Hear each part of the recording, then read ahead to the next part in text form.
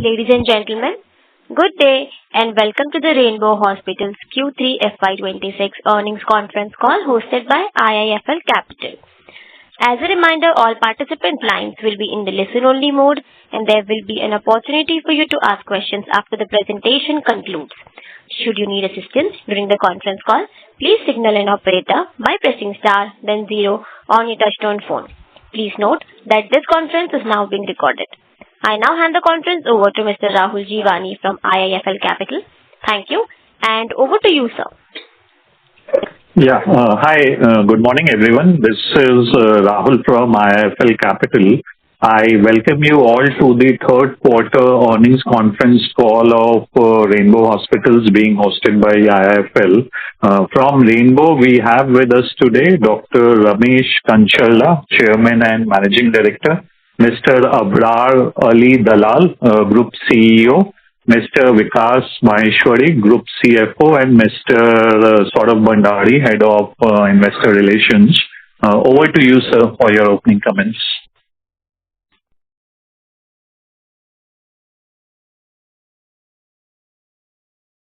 Medicare Limited earnings call for Q3 FY26 and 9 months ended December 31st, 2025.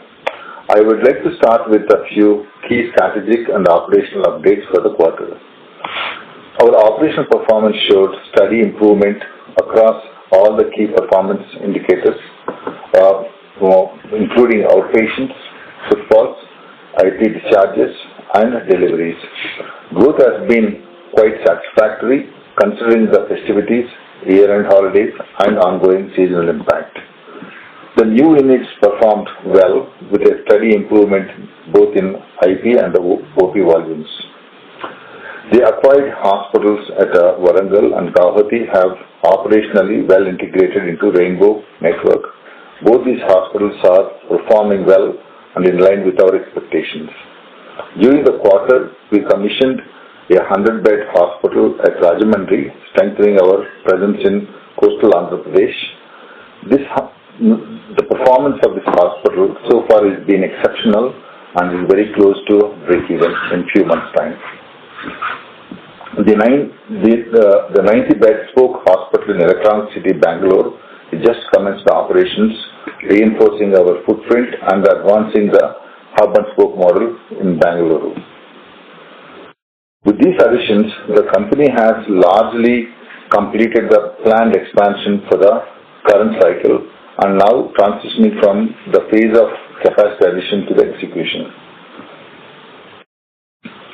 For Q3 FY26, the company reported revenue of 445.4 crores, growing at a 12%, and the EBITDA of 147 crores with a growth of 9%, and a PAT of 73.9 crores, a growth of 7% compared to the Q3 of the last financial year. Occupancy for the quarter stood at 47.2%.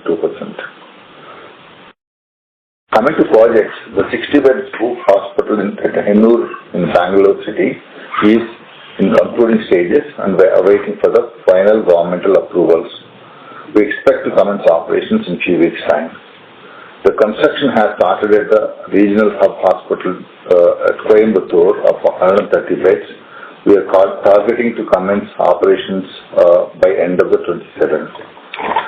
Our upcoming Gurgaon Hospital's expansion in Sector 44 and Sector 56 in NCR, the execution is at brisk phase. Right now we are at the basement stage slab and we are hoping to complete the basement slabs in 3 months' time.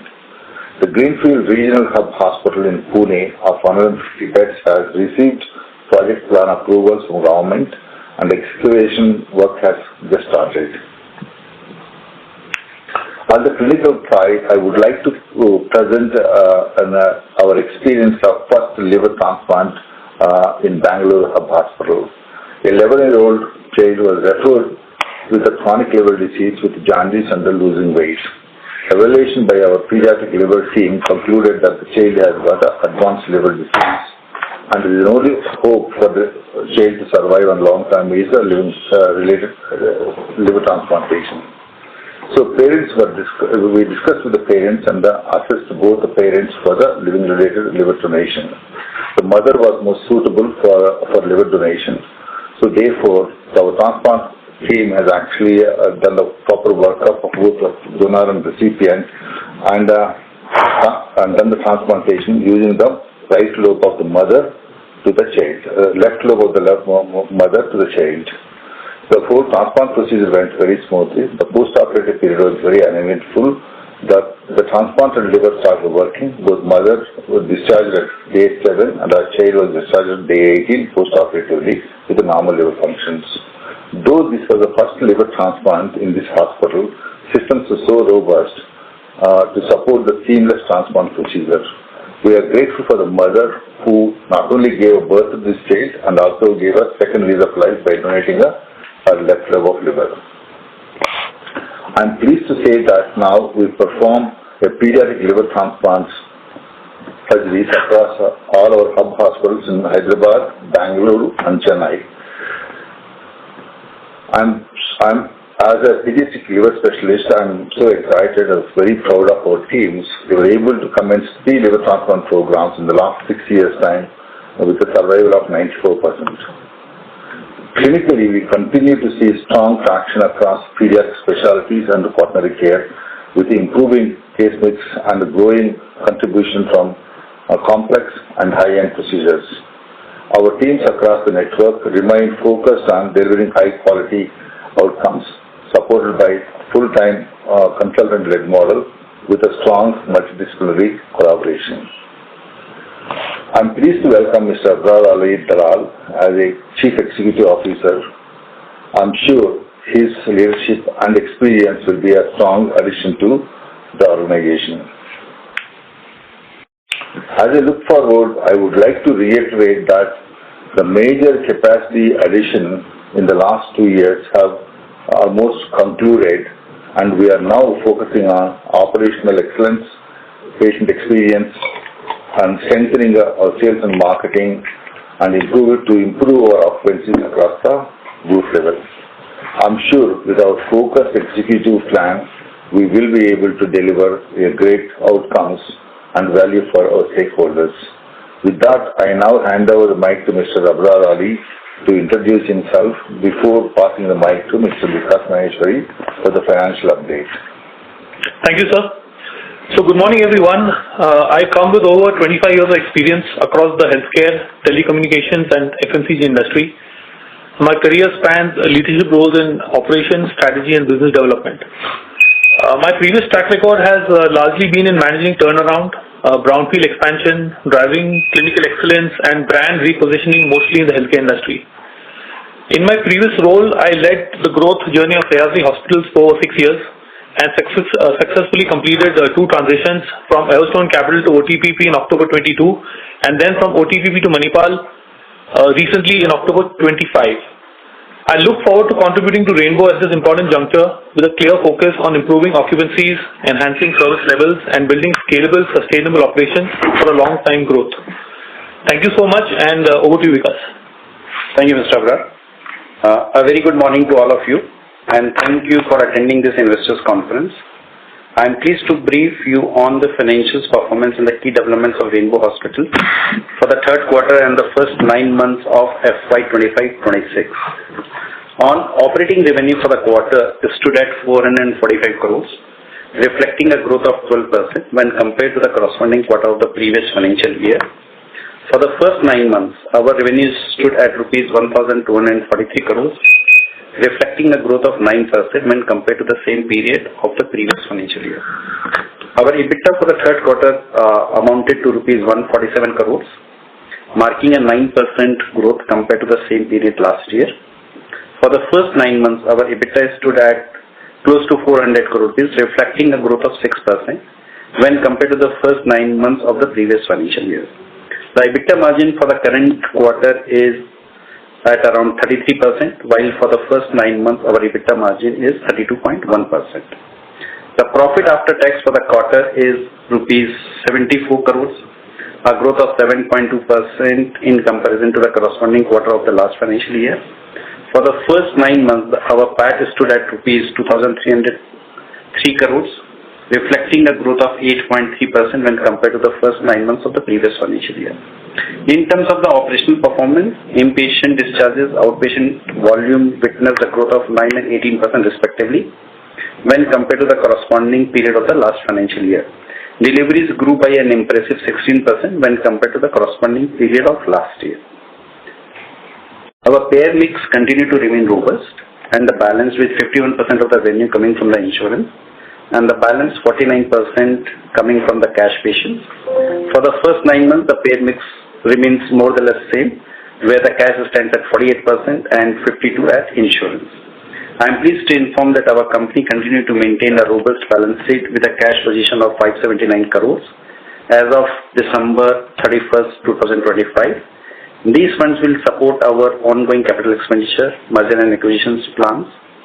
With our current cash and anticipated internal accruals in the coming quarters, we are well positioned to complete all our planned capital expenditures using internal resources.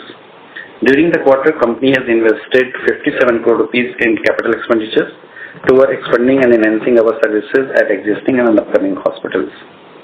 With these insights, I conclude my financial update. I now invite questions and suggestions from the participants.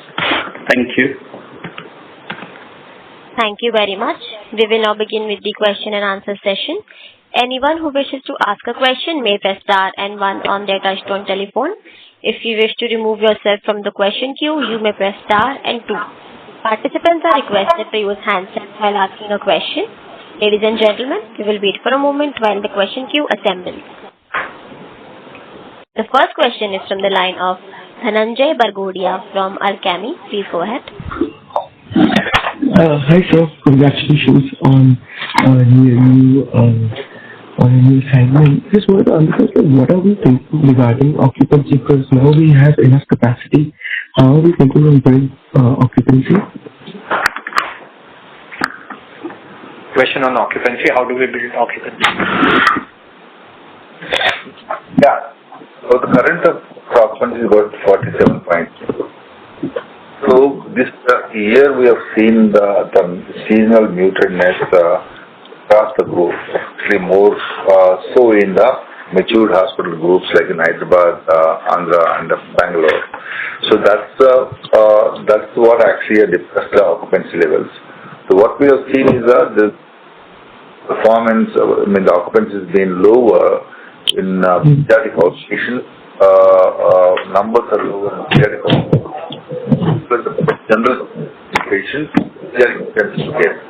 These are the 3 segments which in the last call also kind of expressed clearly that these are 3 segments which have actually not been performed because of a seasonal mutedness. So rest of the kind of overall other system is actually been well positioned. Generally, the Q2 and Q3 are the seasonal quarters. So this year, very unusually, we have not seen any the seasonal illnesses which impacts the positively our footfalls and the IP admissions. Sure, sir. We get that, but in terms of longer term, we are now below 50% utilization. What can we see or what can we think of doing to grow that significantly? Dhananjay, your voice was not very clear actually. Oh, possibly. Hello? Okay, can you please repeat again? Not I'm clear. Right now we're below 50% utilization.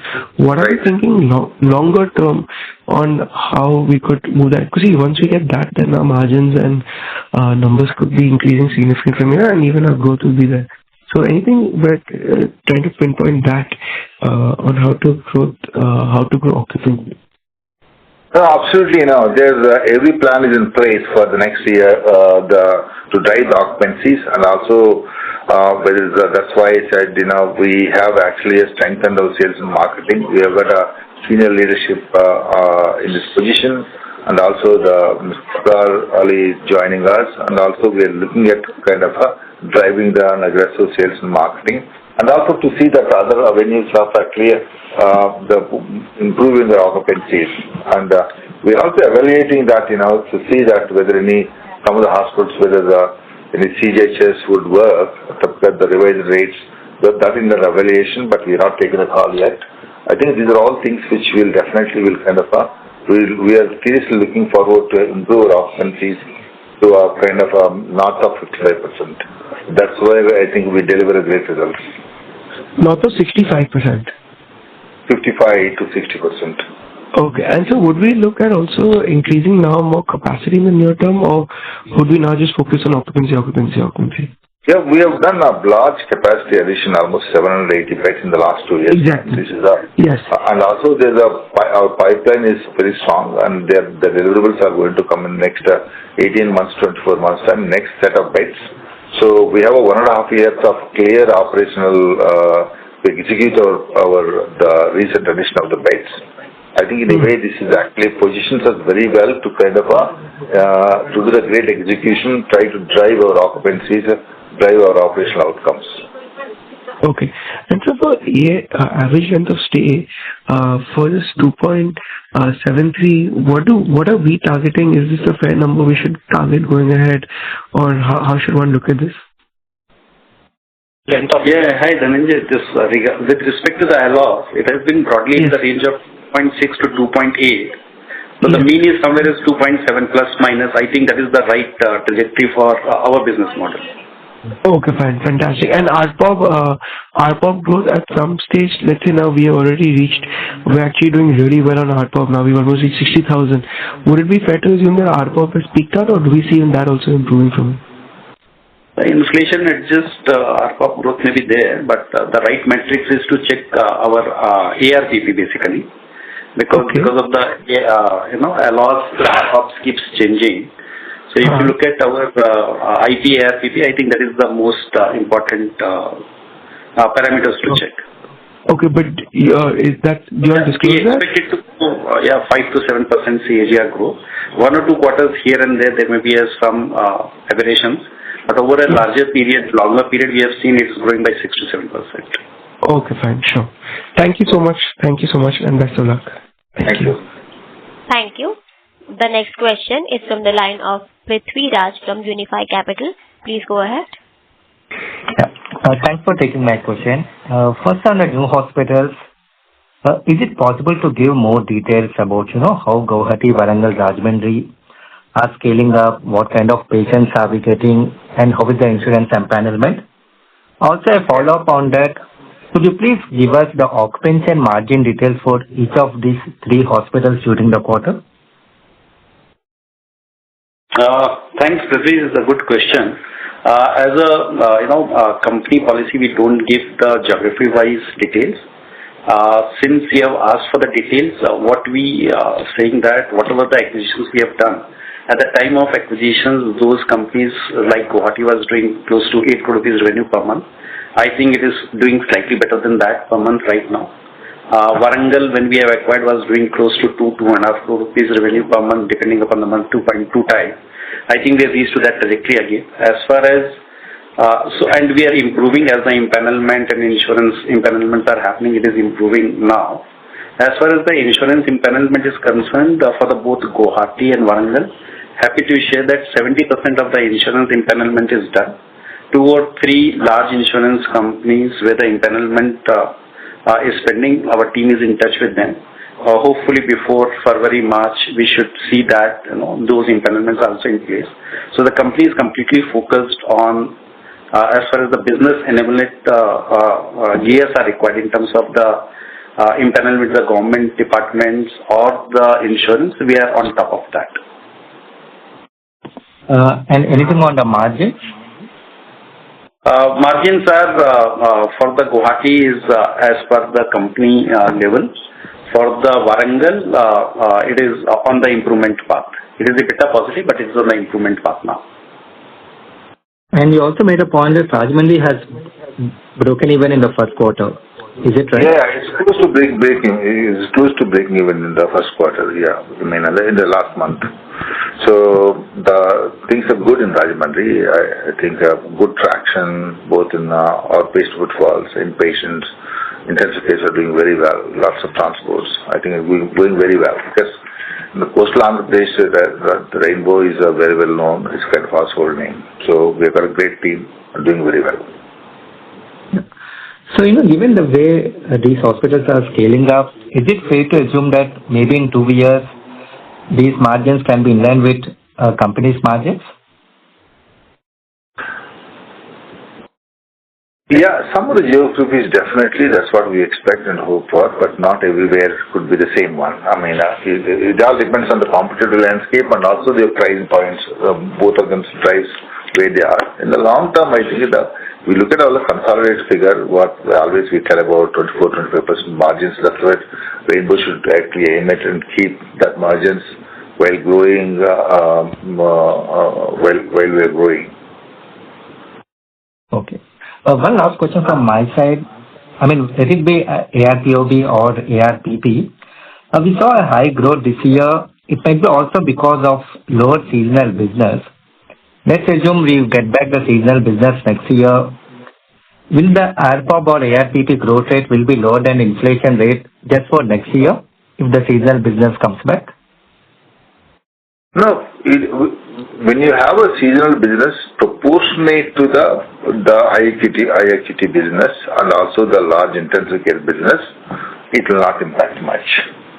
When you have a seasonal businesses which are kind of a simple illnesses occupying the 1 bed days, 2 bed days, definitely it will lower because you got lots and lots of children getting admitted for 1 day and 2 days where the billing is very small.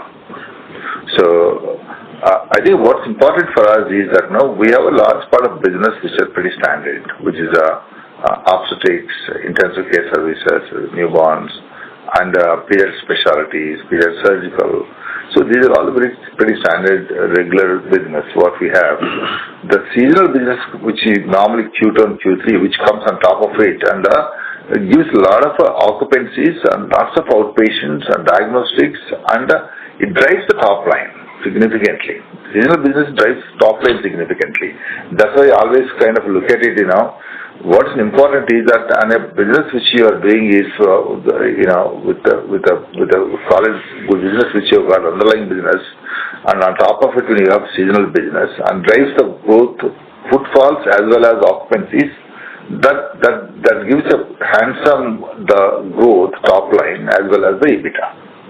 And the rest of the things is kind of not because the quarter to quarter may vary, but at a year level we need to look at it to see that if you have a ARPP of 5-6% growing is healthy. Okay, got it. Just a bookkeeping question, because you had recent hires, CEO and some senior level. Do we expect an increase in the employee expenses, or it's already in the books? Prithvi, as a senior leadership joins, and we have already completed our capex plans, etc. So we are expecting a growth from the revenue also coming up, and corresponding EBITDA margins also improving from there. So though obviously the new leadership, whatever is joining, there may be a cost, but as a percentage to the revenue which increase, we believe that in next 2-3 quarters this will stabilize there. Understood. That's all from my side. Thanks. Thank you. The next question is from the line of Nancy Yadav from Allegro. Please go ahead. Hi sir, congrats on a great set of numbers. I think some part of my question already got clarified in the earlier question. But I just wanted to understand, why there has been some decline in the volumes, and our revenues are flat as compared to the previous quarter, but there's been some decline in OP and IP volume. And we started our Rajahmundry facility also this quarter.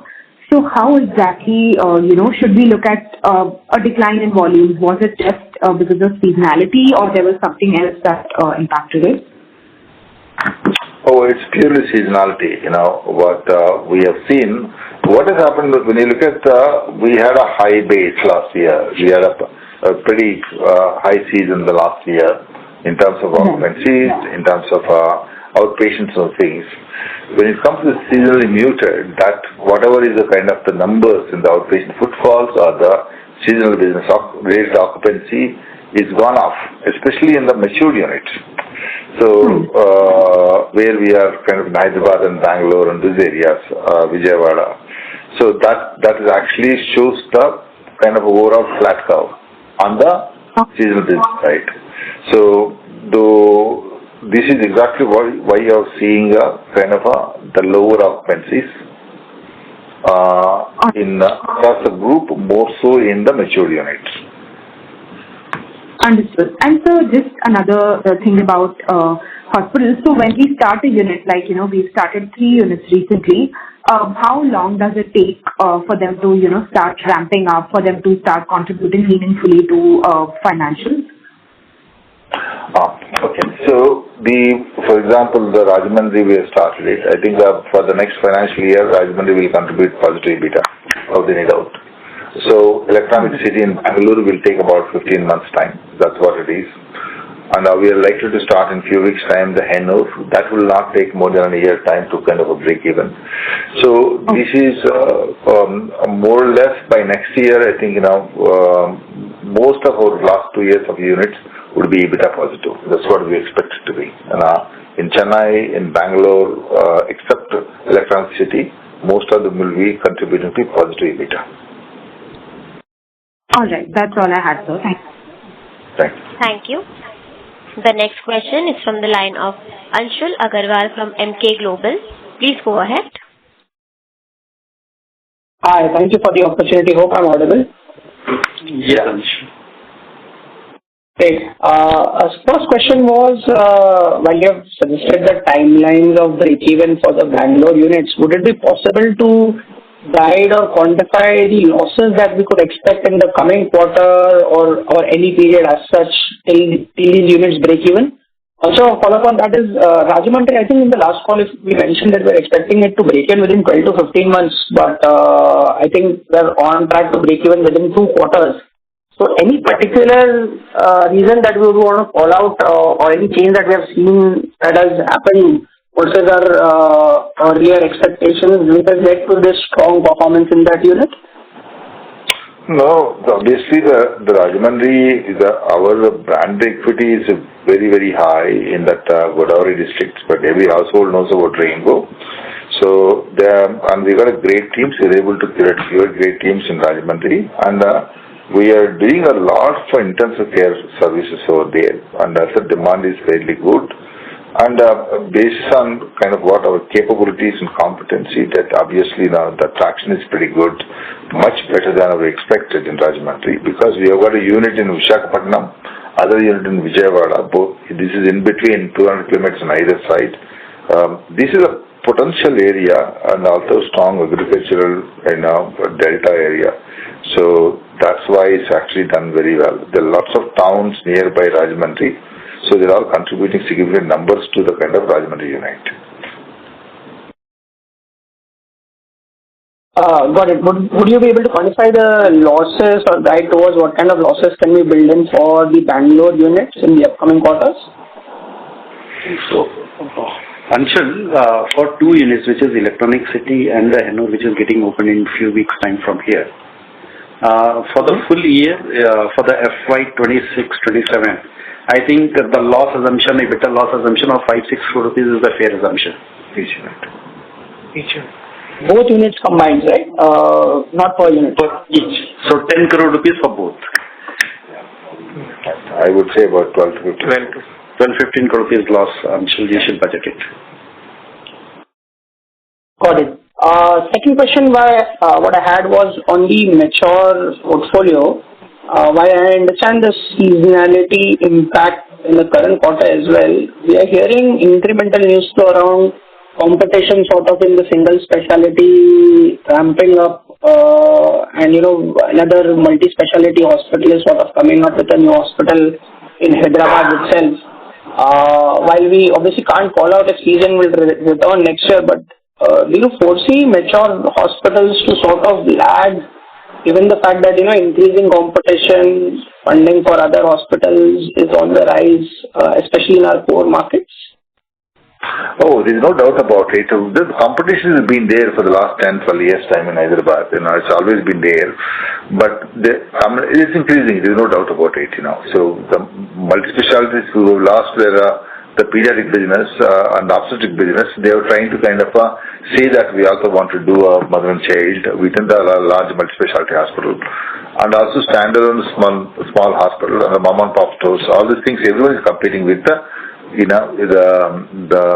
outpatient footfalls, delivery segment, and those areas. See, when it comes to kind of the children who requires high-end care, who are sick, would definitely come to Rainbow.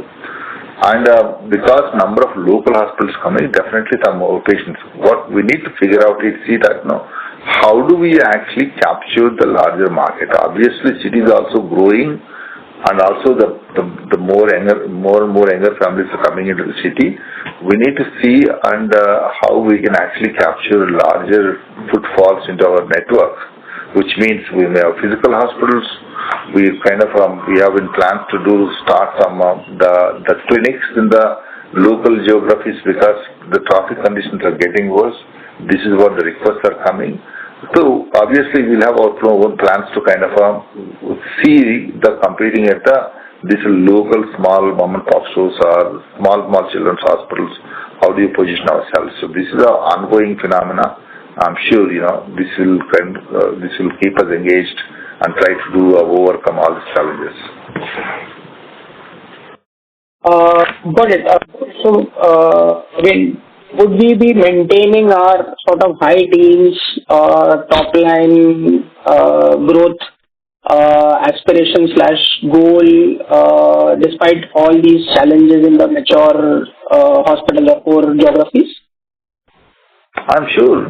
Challenges are there everywhere.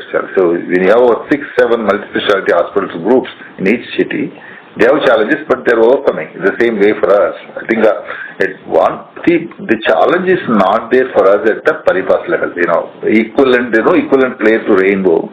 At least they're all about 7-10 years behind to us. So that's where it is. But what is the small leakages wherever OPD footfalls, people aspiration to go to nearby, we need to solve those problems. I think that is what we try to work around, because we have close to 1,000 beds in Hyderabad, and we're going to continue to kind of expand ourselves to the OPDs, multiple ways, and also more units. This will be continuous ongoing phenomena. I don't think we're going to sit quietly and see that everyone grows. You have a brand equity, you have a kind of reachability to the population that will continue to drive it as a leader. Got it. Very clear, sir. Just one last question. Are there any immediate plans to increase the operational beds at the Guwahati hospital? I see that we have 85 operational beds, whereas the capacity is around 150 beds. Are there any immediate plans to increase the operational beds here? I think that about next 3-4 months' time, those will probably come into probably a kind of a new financial year. Early part will come into operational, those beds. Great. Thank you. That's it from my side. All the very best. Thank you. Thanks, sir. Thank you.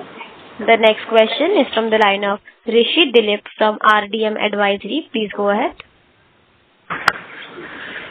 Yeah. Hi, sir. Can you hear me? Yes. Yeah. Hi, sir. A few questions. So, a lot of questions have been asked on occupancy, and the rationale has been seasonality-led occupancy decline.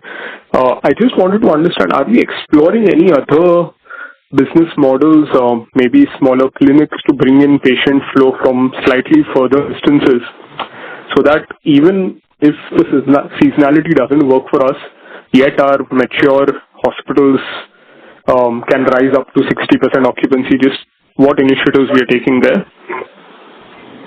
Yeah, the plans are underway. I think we are looking at doing some small clinics. The formats, we are working on that.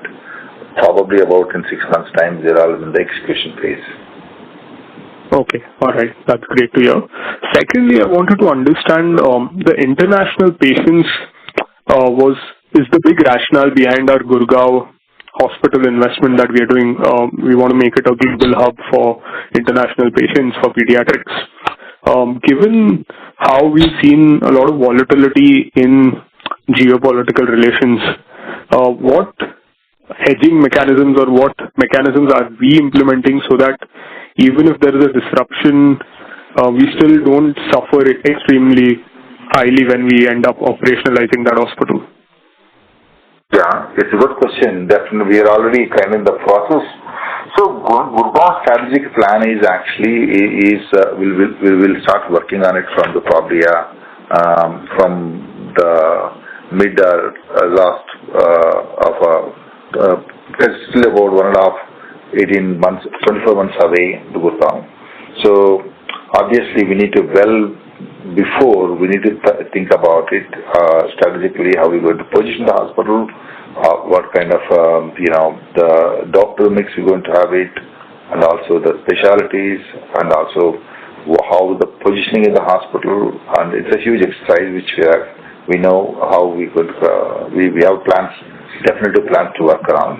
International is definitely one of the bigger ailments when you're in Delhi, especially as a super specialty children's hospital like other multi-specialties. You would like to get that kind of opportunity. Hopefully, things may settle down also, but of course we do need to reinvent which are the international markets which are going to be congenial for you to kind of have the patients. Meanwhile, we also, our adult case, are also working on the kind of a de-risking mechanisms, how to kind of work around and overcome the challenges where some of the, like in Bangladesh, it's become really challenging now. So I think it's a long story. We need to work on that, and we are cognizant about the geopolitical volatility. All right, I understand. So maybe pick this up once we are closer to the operationalization of the Gurgaon hospital. Third question I had was on the hospital operationalization delays that we've experienced over the past 1 year. Some because of construction timelines, some because of government delays in permissions. So just wanted to understand, has there been some sort of root cause analysis being done on how to ensure that we hit our timelines on hospital operationalization and change in the process that needs to be done? Any technology change that can help us reduce the timeline for construction, just to get your view on that? Yeah, it's a great question. Actually, we're working on that actually to see that how do we actually see the PMCs and how do you strengthen it? How do you use the technology to see that the construction timelines are executable timelines, or can they get compressed, or can we do it within the timeline? A lot of times, what we have experienced is it is because of two aspects. One is wherever you require permissions, governmental, for Bangalore hospitals, clearly it's kind of a delay from the government because there is a division of the Bangalore metropolitan area, the 4 zones. So I think in the process, technically, about 2-3 months delays have happened. But having said that, in the last 6-7 years time, we have not seen the delays more than 1 or 2 quarters. I think mostly 1 quarter or 2 quarters. Now they've been delayed indefinitely, or 9 to 12 months time, a year long. So in Coimbatore, I think we had to go for re-sanctioning of the drawings. That's why it's taken off of 6 months extras, which been communicated because we had put on many capex on those things. We have communicated to in the Concalls that now things are going very well. Now from this is predictable. The delays happens in the two phases. One is in the sanction approvals planning stage. Second thing is on the execution side. If you have challenging teams or something, the difficulties, or the contractors and those things. Thirdly is the final permissions from the government. So these are the 3 phases. I think the middle one is in our hands. The first and last one is, I think we have to depend on the local government and their policies and sometimes the elections comes, the local body elections. They will take away 4 or 5 months' time. So you can't do anything about it because nobody works. So these challenges changes from city to city and state to state. Right. All right. So it's good that we're working at least on the things that we can control. Hopefully, through some technological construction equipment changes, we can ramp it up quicker. Finally, you mentioned you are exploring CGHS sign up to ramp up occupancy. given the new rates. Just wanted to understand how much is the rate differential now versus our current rates for cash patients? No, I think there's huge difference. That's why we are still in the benchwork, and we'll have to take a call on that. Now, which hospital, where the lots of beds availability, which geography, that's something that now we will take about 2-3 months' time to make such decisions. Because we have not been in the business of doing a government schemes so far. So this is the first time ever we are looking at it. We want to be conscious about what calls we're going to take it. It is going to be kind of beneficial in a big way without compressing our ARPOBs and overall our margins. Then we will take it up. It will be patchy, but not at the whole organization level. And so what would be the percentage difference in the pricing? No, we still have to kind of do the work on it. Okay. All right. Okay. Thank you. That's it from my end. Thank you. The next question is from the line of Bansi Desai from JP Morgan. Please go ahead. Yeah, hi. Thanks for taking my question. Just a follow-up on occupancy, and sorry to harp on it. If the seasonality continues to remain subdued going into the next year, do we see ourselves going past 50% occupancy levels just driven by the measures that we are undertaking? Yeah, of course, Bansi. I think that seasonality is one factor, and also that the number of action items which we have in front of us to drive the occupancies, I'm sure we'll be able to deliver next year definitely about 55%. This is what we are looking at it. Now we have strengthened significantly, our sales and marketing and various other the initiatives to drive the occupancies. And also there's a significant investments are going to go into the digital initiatives. These are all things that I'm sure are going to work. And now I know the last 6 months I've been dissecting our own business, where and how to do business without much depending on the seasons. This is what now the current exercise what we are doing it. We are hopeful that we'll overcome this. Of course, any medical hospital, the seasonality is in essence, and also we cannot escape or avoid seasons and also illnesses in this country. So therefore, this is probably, I see it as one of the odd years, and next year is going to be different. It's not going to be the same. Thanks for that, sir. And besides these marketing-led efforts, if you could illustrate the efforts that you are undertaking. Are these lines of adding more doctors or doing more complex work? If you could illustrate what are these efforts? Of course, the moving forward is one is strengthening our specialties and doing more and more the advanced care and also the tertiary care and all complex things. For example, we started a liver transplant program 5 years ago in Hyderabad. It's going well. We do second largest number of liver transplants in the country in our Hyderabad Banjara Hills. And we started in Chennai. It's going very well, the program last 1 year. Now the Bangalore is commenced.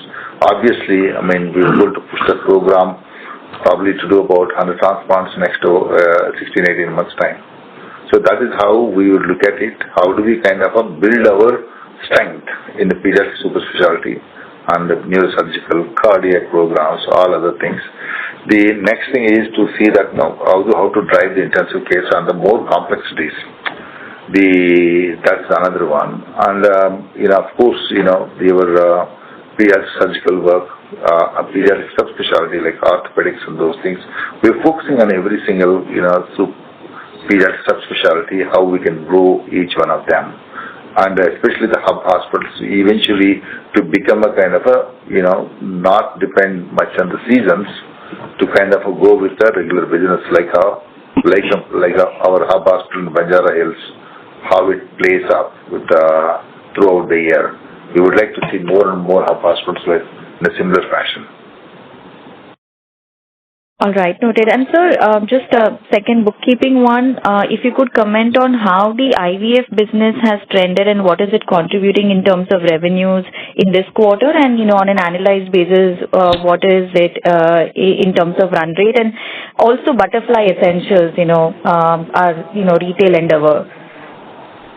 Okay. Bansi, for the IVF business, it is at around 4% of the revenue which we have reached to that stage. It is at around 17 or 18 crore rupees of the business. 4% of the business which we have reached is a good scale up of which we have done. As far as Butterfly is concerned, it is growing, and on the quarter basis, it is doing something like that 4 crore rupees of the revenue, which means is 1% of total overall revenue. So it is still growing phase. I think the IVF has a more scale to grow up than Butterfly. All right. And are you dissecting margins for IVF or not at this point in time? No, we are looking at this margin on the broader level, at the gross level, Bansi, and it is on the company level margin. It is not something that is a EBITDA dilutive segment. I don't think IVF dilutes EBITDA. It will definitely in line with company EBITDA, maybe better as we move forward. All right. Thank you. Thank you. The next question is from the line of Venkata Sivaram, an individual investor. Please go ahead. Thank you for the opportunity. Is the company actually investing in improving digital user experiences, and do you expect any meaningful revenue contribution from it in coming quarters or in coming financial years? Yeah, that's true. We have kind of finalized our digital strategy and marketing and digital strategy, and also we are also looking forward to kind of do the significant capex in future to see that how we become like a digital front door hospital. So this is because we operate in a women and children's hospital, more of a digital native population. Of course, in a digital way, something is going to be very significant. I mean, this is, I think there's a lot of upside is there for us, I personally believe. And we are working on that. Almost we formed up the plan to go ahead with the digital landscape and digital marketing. Yeah, I mean, apart from marketing, I would like to know if the user experience kind of thing, like some patient and... We are refashioning our right from our website to the patient app and the doctors one, and also making ourselves to be completely EMR based. So these are taking its own time, but I think our both focus is going more towards the patient app and also the online consultations and also the payment gateways. I think these are all going to get started in very soon. Okay. Yeah, thank you. Thank you. That's all. Thank you. Thank you. A reminder to all participants, you may press star and 1 to ask a question. The next question is from the line of Rahul Jivani from IIFL Capital. Please go ahead. Yeah. Hi, sir. So, sir, can you also talk about in terms of the ramp up, which we would have seen in the international business, because I think for the past couple of quarters on the international business also we had seen some sort of an impact because of what's happening geopolitically. So where is the international business trending now, and what kind of a trajectory do you expect over the next, let's say, 2 years? Yeah, I think we just slowly come back to the 2%. I think originally we budgeted about 4%, but I think because of geopolitical situations, I think dominantly we used to get a lot of patients from Bangladesh and Sudan and Kenya. So these are the two of them got affected significantly. That's why Somalia is another one. Somalia had a ban also from Hyderabad, so that's again significantly impacted. So we come up to 2% of the revenue now. I think that's still not very meaningful to me. I think we are trying to kind of revisit our international the plan, which are include more new countries, explore new markets to see that we can get back into the kind of 4% of the revenue. Sure, sir. And sir, with respect to the acquired assets, what was the contribution, let's say, in third quarter? A contribution in terms of what, Giovanni? In terms of top line? So, the Guwahati will be close to 26-27 crores. And for the Warangal should be at around 7 crores. Okay, so 34 crore kind of a contribution for the quarter. Yes. Sure, sir. So if we adjust that, obviously the organic growth has been mid-single digit only, and we are talking about recovery going into 27-28. But yeah, what comfort do you have now that we would see that recovery playing out in 27 and 28? So, Rahul, 2 points. Say in the last 12 months, the company has significantly invested into senior leadership in terms of sales and marketing, which we have announced also, like Mr. Srinath has joined. Now Mr. Abrar Ali Dalal has joined as a CEO to drive. We have revamped our units, heads and the cluster head wherever it was required. We've taken the corrective measures for that. We have, as Sir has briefed you earlier, is that in the call that we are significantly increasing our presence into the digital initiatives, brand repositioning, etc. So a lot of things are happening. At the same time, if you look at our the seasonal impact has started at around Q4 of the last year, right? And this low base also should help to get onto that. Sure, sir. Now, with just on seasonality, obviously what happens for us is 1 year we see a very strong season followed by a weak season next year. Now, let's say if one had to evaluate the business over a medium to a long-term perspective, would you say that maybe the growth potential for our business is mid-teens kind of a number over the next 5-year period versus our earlier guidance of 18 to 20% CAGR? I think we have to take a CAGR of a 4 years CAGR. If we take a 4 years CAGR, we should clock around 18%. That's what my personal view is. Whatever the experience of running this hospital group, except in this year, which maybe again we may touch to kind of double digit. But when the 17-18% growth has always been there for us in the past. So that's what we would aim and what we would like to reach to. That's our safe zone, would we feel. Okay, sir. So you are still sticking to that, let's say, an 18% kind of a revenue CAGR over a medium-term period? Absolutely. Okay, sure, sir. Thank you. I will join back with you. Thank you. The next question is from the line of Prithvi Raj from Unifi Capital. Please go ahead. So I just have one follow-up question. If you look at our margins, the margins are quite high. That's also because the kind of treatment that we provide at the hospitals. But just, given that the competition is increasing, are we seeing any signs of, the pricing coming in and, is there a risk for margins to come down?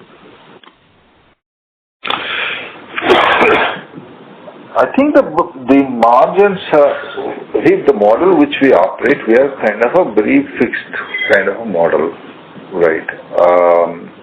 When you do very well in terms of, suppose, for example, we do occupancy 55% or north of 55%, and our margins are achievable. So our hospital is a more medical hospital. Therefore, depends on multiple shoulders rather than one, two shoulders. So this is why your fixed costs are high. When you perform very well, you drive kind of excellent outcomes. So when you kind of drive poorly, that's vice versa, it comes down significantly. So the threshold is very important for us because when you even at 50% for occupancy of year long, still we're able to manage the margins because our underlying core business is strong. That's what we have to see it. Thank you, sir. Thank you. The next question is from the line of Alankar Garude from Kotak. Please go ahead. Hi, good morning, everyone. Sir, you touched upon Telangana and Bangalore briefly. Similarly, can you touch upon your performance across some of the other clusters as well? Yeah. So the Chennai, I was talking to you about Chennai in the previous calls about Chennai is actually improving pretty well and overall in a good trajectory. And all the three hospitals, I think of Guindy and Annanagar are doing very well. Sholingar also kind of started showing a good ramp up. So I think we are positioning Chennai very well for the next year. The next cluster is Andhra Pradesh. Andhra Pradesh will be very promising for us because we strengthened the doctor team and leadership doctors team in Visakhapatnam. That will give us a very positive outcome. So we are also planning to see that we can do a cardiac program in Visakhapatnam. And also we operate currently 100 beds. We plan to kind of operationalize another 50 beds in Visakhapatnam. Vijayawada always does very well because Rajahmundry's joined the team kind of it's by third month is coming closer to the break even. So Andhra cluster will definitely be like another Hyderabad for us in future. So going to Delhi, Delhi performance has been okay, but I won't say that's a great performance. The smaller hospital Rosewalk turned around, doing very well. And Malviya Nagar, because of our structure and also managing these beds and the challenges of that high cost and all those things, wouldn't allow us to have a kind of more than 8-10% EBITDA. That's been always a challenge. Otherwise, the whole hospital overall is done well in terms of obstetrics. Obviously, it does very well in South Delhi. I think we do the maximum number of deliveries in South Delhi. Obstetrics is very good, and the pediatric specialties is not a place. It is not the kind of hospital where you have a lot of space to build advanced care specialties, build up on those things. But it's kind of a mid-sized hospital. That's where we are struggling, and also with the high costs and paying a lot of money to the society. So these are the challenges always been. I think as a hospital we have a good name, and we'll continue to kind of build our credibility in that area. That's most important for us at the moment because of upcoming Gurgaon hospitals in a 2 years time. Guwahati has been a great addition. I think great addition. So we are actually recruiting the specialty doctors, and hopefully that in the next year, the mid-year, so that we wanted to kind of launch cardiac program in Guwahati. So that's a great acquisition. That again will join like Hyderabad and Andhra cluster will join the company EBITDA. That's what our expectation. Just to follow up on Guwahati, given your experience so far, I know it's early days, but just given your experience so far, do you get the same confidence about adding more spokes in the region? And if yes, by when would you be deciding on your growth plans in the region? I think our partner is pushing us to do things, but we want to take our own time to see each state has got its own, Manipur has got its own challenges, Nagaland has got its own challenges. We wanted to study and understand more about potential versus challenges. I think we will take up a year time to think about it. Got it, sir. Sir, the second question is, would it be fair to say that we will be playing a bit of a catch-up to some of the leading multi-specialty hospital companies when it comes to some of the sales and marketing activities, digital initiatives, etc.? Of course, we have to. I think there's a significant ramp up what we have to do. I personally believe that the way we are and the way we need to reach to is a long gap, which we have actually been working on it. This is a work in progress now. I think in a year, 2 years down the line, I think there's a lot of build-up is going to happen, the digital and the technology side as well as kind of a marketing side. Maybe a crude way of asking the question. I mean, on a scale of say 1 to 100, if the leading multi-specialty players are at 100 when it comes to these marketing activities, digital initiatives, etc., where would we be at this point of time?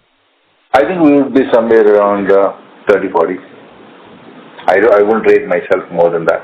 See, this is why it is such an important thing for me. Rainbow is always grown as a kind of very organic, very doctor-driven, very community inclusive, these ones.